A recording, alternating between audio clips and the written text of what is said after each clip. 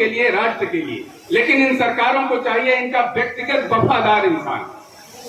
इसीलिए इन्होंने सरकारी नौकरियां बंद करके संविदा पे काम करना शुरू किया, और उस पर भी पेट नहीं भरा तो सर्विस प्रोवाइडर को ले आए।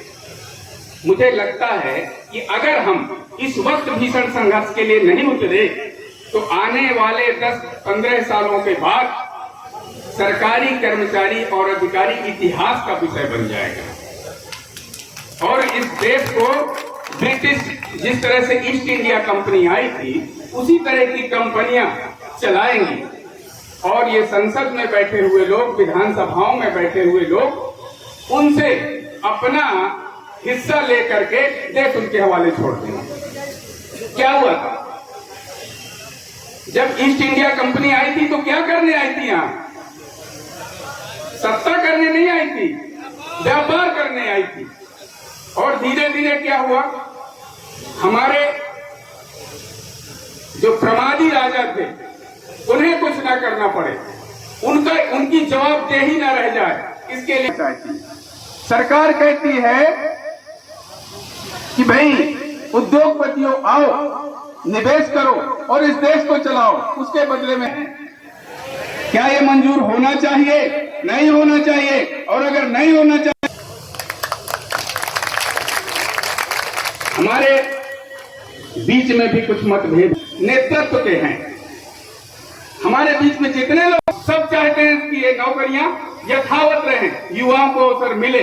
सब चाहते हैं कि गरीब का बच्चा अवसर पाए, और वो अवसर तभी पाएगा जब सार्वजनिक क्षेत्र में शिक्षा रहेगी। मैं आपको एक उदाहरण बता दूं, आरटीई में प्राइवेट सेक्टर में भी गरीब के बच्चे के पढ़ने की व्यवस्था है। अपने दिल में हाथ रख करके पता कर लीजिए किस प्राइवेट इंस्टीट्यूट में एक भी गरीब का बच्चा पढ़ पाया है। 10 किया गया है प्राइवेट संस्थान के लिए, लेकिन उन प्राइवेट संस्थान में किसी गरीब का बच्चा नहीं पढ़ पा रहा है। हमारी मांग, हमारी लड़ाई पहले तो ये है कि हमें पुरानी पेंशन मिले, हमें हमारे हक मिले, ताकि हम पूरी ईमानदारी के साथ, साफ नियत के साथ अपनी सेवाएं दे सकें। और जब हम साफ नियत से सेवाएं देंगे तभी इस देश का उद्धार होगा, तभी गरीब जनमानस का उद्धार होगा।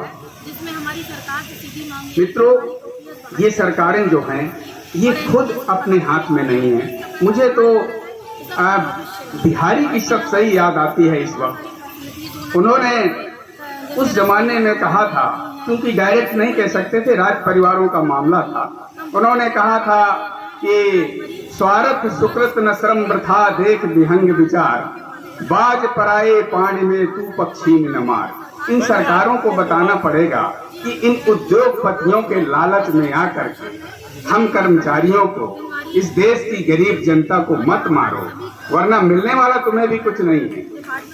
तो आपका नाम क्या? दूसरी बात यह है कि मित्रों, राज्य को और राष्ट्र को अपनी सेवाएं दे रहे मेरे परम आदरणीय भाइयों और बहनों,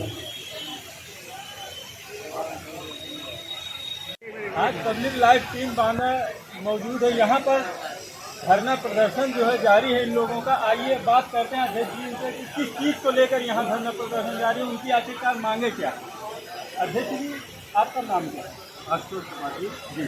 तो ये किन चीज़ों को लेकर के यहाँ धरना प्रदर्शन जारी है और आप लोगों की मांगे क्या है? कर्मचारी शिक्षक अधिकारी एवं पेंशनर्स अधिकार मंत्री के तत्वाधान में पिछले लंबे समय से शासन से मांग की जा रही है, सरकार से मांग की जा रही है। पुरानी पेंशन से लगभग 21 मांगों को रखा गया है, तो सरकार द्वारा पिछले 4.5 साल में उनको अनदेखा किया गया है। 5 अक्टूबर को हमारी विशाल मोटरसाइकिल रैली निकाली गई थी, लेकिन सरकार ने उस पर कोई सुनवाई नहीं की। अब आज पूरे प्रदेश में पुनः एक दूसरी धरना है, और यदि इसके बाद भी सरकार नहीं करती है तो 30 नवंबर को लखनऊ में। यहाँ पर कितने विभागों में, लगभग कितने विभागों के लोग? पूरे प्रदेश में लगभग 100 से अधिक संघों का एक समागम है, जिसमें बांदा जनपद में भी माध्यमिक शिक्षक संघ, राज्य पंचायत परिषद, प्राथमिक शिक्षक संघ, कलेक्ट्रेट समिति, मुख्य पंचायत संघ, आज तमाम संघों ने अपनी सहायता ली है, और आने वाले समय में ये बड़ी लड़ाई चलेगी। जैसे कि आप लोगों ने देखा, यहाँ पर एक दिन का सांकेतिक धरना दिया गया है। यहाँ पर पेंशन के उसमें जितने भी संगठन हैं बांदा में लगभग सरकारी, वो सब लोग यहाँ पर एकत्रित हुए हैं। बहुत बहुत धन्यवाद। मांगे हैं कि हमारी पेंशनें पूरा ऊर्जावान बहाल की संचालक जाए महोदय, और इस मामले को लेकर के एक दिन का सम्मानित मंच, प्रदर्शन किया। Public live TV Ved Prakash Sharma Banda. उसके दुआरे जाकर, हमारी भाषा में, उसके दुआरे जाकर हम लखनऊ और दिल्ली तक चलेंगे मेरे साथियों, अगर हमारी मांगे पूरी नहीं होती है तो। इस बार हमने ठान लिया है, और क्या ठान लिया है?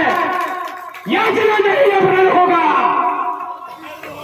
याचना नहीं अब रण होगा, संग्राम बड़ा भीषण होगा, संग्राम बड़ा भीषण होगा। मैं आवाज दूंगा अपने बीच उपस्थित उत्तर प्रदेश माध्यमिक शिक्षक संघ के जिला मंत्री परम आदरणीय भाई, पूर्व जिला मंत्री भाई, मैं आवाज देता हूं अपने बीच उपस्थित आदरणीय मोहम्मद साबिर खान जी को।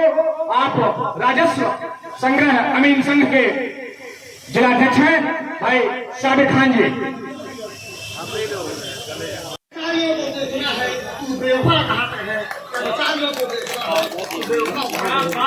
जय हिंद, जय भारत, जय हिंद।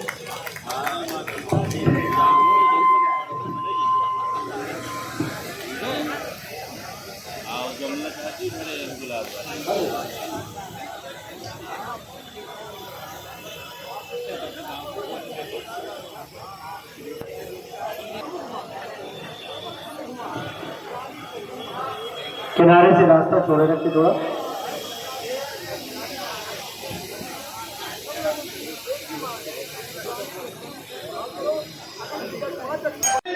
तेरी फसल बुझा कर है